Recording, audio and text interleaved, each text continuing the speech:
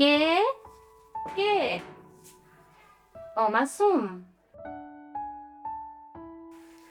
কি ব্যাপার?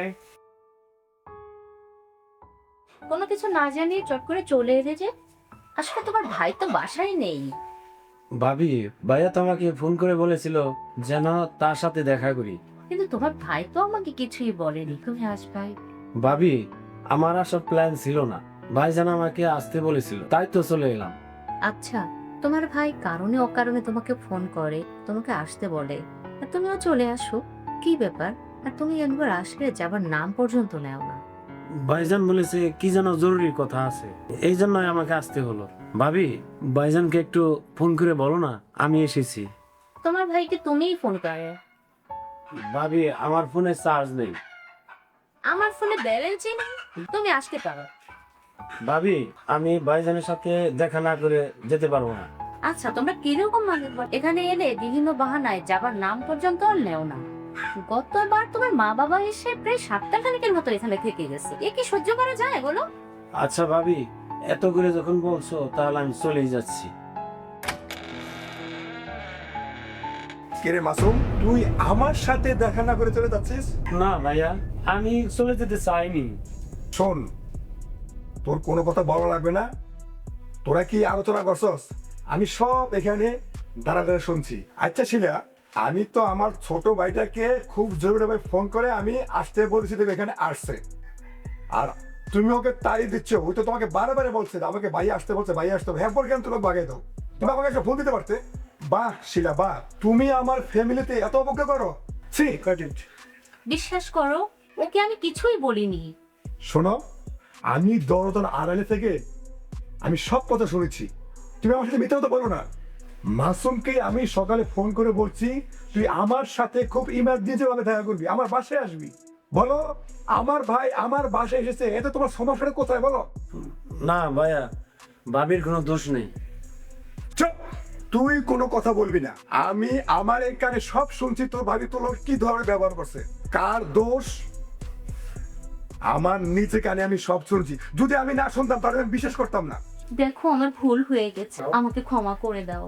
আমার মা বাবা ভাই বোন আমার বাড়িতে আসলে তোমার কষ্ট লাগে।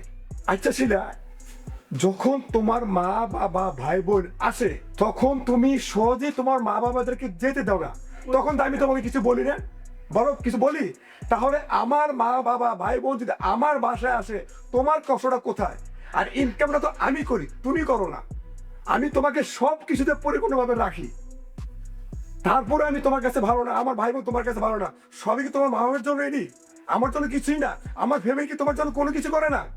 এটা কোন ধরনের কথা বলো? এটা কি বড় ফ্যামিলি? ছি! না ভাইয়া, আমার ভার্সিটি ক্লাস শুরু হয়ে গেছে, আমি আজই চলে যাব। মাসুম, তোমার ভাইজান সাথে তোমাকে এত করে বলছে, কয়েকদিন থেকে যাও। ভাবি, তাহলে আজকে আমি আসি। হ্যাঁ চল, এ ধরো তো। শোন ভাই, তুই রাগ করিস না। বড় ভাইয়ের বউ মায়ের সমান, সে যদি তোকে দুই একটা কথা বলেও থাকে তাহলে সে তোর কাছে অনুতপ্ত।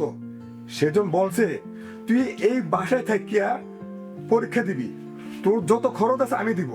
আমি তো ভাই না, আর না তো সে তোর কাছে একটু রাগারেই গেছে। তুই মনে কষ্ট নিস না ভাইয়া। না না, সত্যি তুই আমার ছোট ভাই, আর তোর ভাবির মনে তুই কোনো কষ্ট দিস না। সে তার ভুলটা বুঝতে পারছে। তুই এখান থেকে সবকিছু করবি, আর মাঝে মাঝে মা বাবার সাথে কথা বলি ফোনে, ঠিক আছে? ঠিক আছে।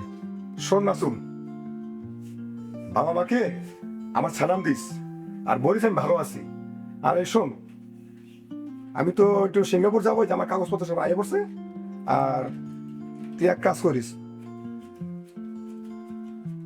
এই টাকাটা আব্বা আমাকে দিবি, ধর। ঠিক আছে। আর এই দেখ, গোনা লাগবে না, এলো এই টাকাটা তুই খরচ করবি, ঠিক আছে? তোর যখন যা লাগবে আমার কাছে বলবি, না তোর ভাবের কাছে বলবি, ওকে? ঠিক আছে, ঠিক আচ্ছা আছে। তো ঠিক আছে, তুই যা। ঠিক আছে ভাইয়া। হ্যাঁ ভাবি, মনে কিছু কর না, তাহলে আজকে আসি। হ্যাঁ, ঠিক আছে, যা।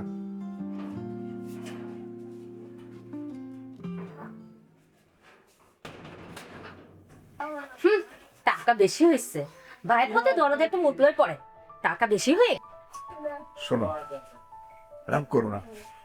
হয়েছে। সরব ভাইয়ের সামনে আমাকে বইকে এখন আবার আইছে ঢং করতে। শোনো ডার্লিং, আমি যে তোমার কতটুকু ভালোবাসি সেটা তুমি না জানলো আমি জানি, ঠিক আছে? সে তো আমার ভাই, কি বলবো। দেখো, তোমার ভাই আসলে আমি কোনো রাগারাগি করি, তো তুমি আমার ভাইটার শুনে কেন রাগারাগি করো? আমাদের ফ্যামিলির ভিত্তিতে যদি আমরা সবাই সবাই ফ্যামিলিকে মাইনে নেই, তাহলে তো এত রাগারাগি হয় না। আর শোনো, তোমাকে তো একটা কথা বলতেই গেছি। আমি জানি তোমার মনটা অনেক খারাপ। তুমি এক কাজ করো, তোমার বাবার বাড়ি যেয়া কদিন বেড়ে আসো। এই দেখো, আমি সিঙ্গাপুর যাবো ব্যবসার জন্য, এই কাগজপত্র চলে আসছে। আমি চলে যাব, আমি যে কদিন সিঙ্গাপুর থাকবো, তুমি ঠিক এই কদিন তোমার বাবার বাড়ি থাকবা। আর একটা কথা কিন্তু সাবধান, খবরদার কারোর সাথে জানি কোনো ধরনের পরিচয় না হয়। আরে দেখ, কি যে বলো না, আমি কি এরকম? তুমি এতদিন আমার সঙ্গে চলে এমনই বুঝলে? না, ব্যাপার হচ্ছে কি, তুমি তো আমার একটা সুন্দর বউ, আর সুন্দর জিনিসের দেখি সবের একটা আকর্ষণ থাকে। আমি যতদিন বাইরে থাকবো, তুমি তুমি বাবার বাড়ি থাকবা। খবরদার ঘর থেকে বাইরে না। যখন যা লাগবে তুমি তোমার ছোট ভাই দিয়ে নিয়ে আনবা। তুমি কখন রাস্তায় বাইরে না, কখনো দোকানে যাবে না। কি তাহলে মনে থাকবে তো? তুমি নিশ্চিত থাকো, তুমি আমি খুশি তোমার তো? সব কথা মেনে চলবো। তুমি খুশি হও না যে আমি সিঙ্গাপুর যাবো? হ্যাঁ, খুশি হয়েছি। হ্যাঁ, আর যদি কখনো আমার ছোট ভাই আসে বা আমার মা বাবা আসে, তুমি তাদেরকে যত্ন নিও।